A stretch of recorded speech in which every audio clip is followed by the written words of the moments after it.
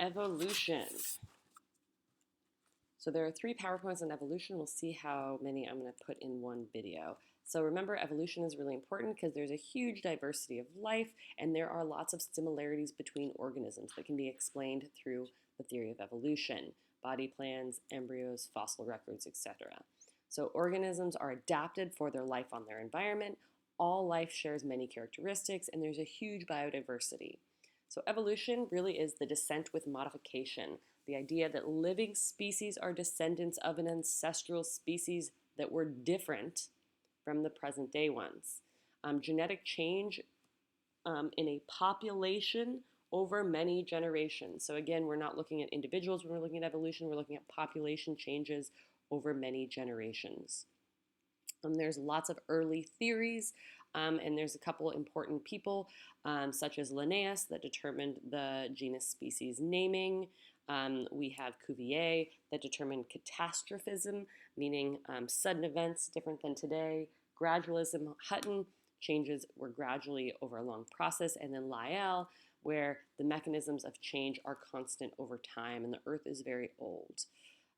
Lamarck, remember, he was the one that got evolution wrong. His ideas were the theory of use and disuse and the inheritance of acquired traits. We now know that those are both not accurate.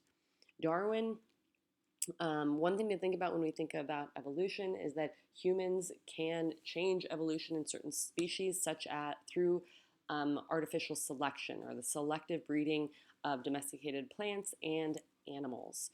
And you can do that, and we're doing that in our garden all of the time. 2 main observations that kind of drove Darwin's initial thoughts were: members of a population vary in traits, as you can see in these snails, and species make a lot more offspring than they need, and many of them die, such as this cloud spore from this fungus. So Charles Darwin had an interesting kind of travel around the world, and on that he looked particularly at different islands, right? Looking at unique geographical distributions of animals and noticing that every island that he went to, every bird that he saw was uniquely fitted for that environment. It turns out that Wallace had the exact same theories as Darwin before Darwin. However, Darwin was the one that got all the credit for it. And his big ideas are adaptation and natural selection. So adaptation is that inherited traits of an organism that enhance its survival and reproduction, right? An inherited trait enhances survival and its ability to pass those genes on. Natural selection states those with favorable traits tend to survive and reproduce at high rates because of those traits, right? Again, individuals cannot evolve. We're looking specifically at populations of organisms. Descent with modification, this kind of summarizes Darwin's idea that there's some sort of unity of all life on this planet. Even from bacteria to plants to humans, we all have a lot of very similar characteristics, in particular if you look at the cellular level and DNA sequence level. All organisms had some sort of common ancestor in the very, very, very remote past. And you can see lots of similarities in terms of bone structures, in terms of sequence, etc. If you look at phylogenetic trees, this allows us to look at relationships between organisms. Luca was the last common ancestor between whatever tree you were looking at. When we look at the phylogenetic tree, they're in 3 main groups: bacteria, archaea, and eukarya. And then we have 7 pieces of evidence for evolution. Remember, this is our beef v. ham. We have biogeography, and that kind of this continental drift kind of allowed similar species to adapt to different changing environments, as you can see in these large flightless birds. Islands have many endemic species, or species that are found nowhere else in the world, but their most similar relatives are on the nearest mainland. We have fossil record.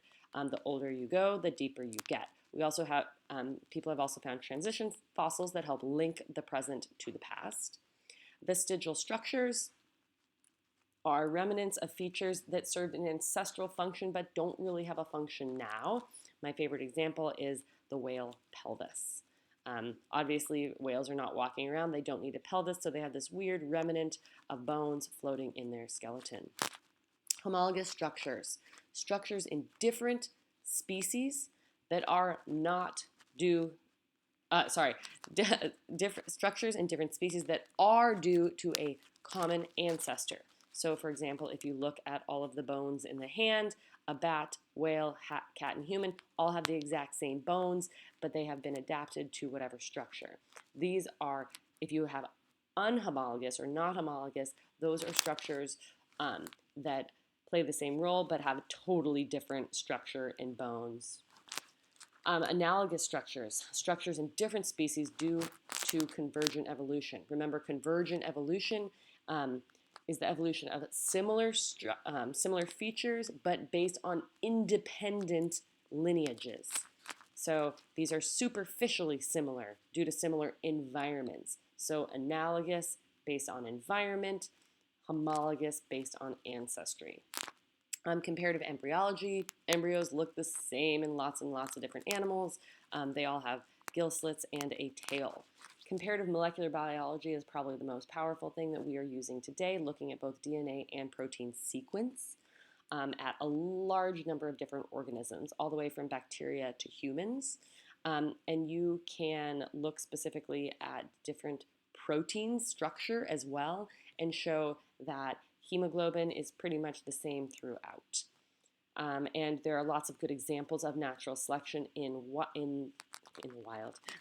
In nature, one of the best ones that we can see in a lab or we can see very clearly is natural selection, where we have you add a lot of antibiotics, and one or two of those bacteria had a natural random mutation that allowed them to live in this with antibiotics. They are more adapted for that environment, meaning they survive and reproduce better, and then that population grows. So these are more adapted to that antibiotic environment.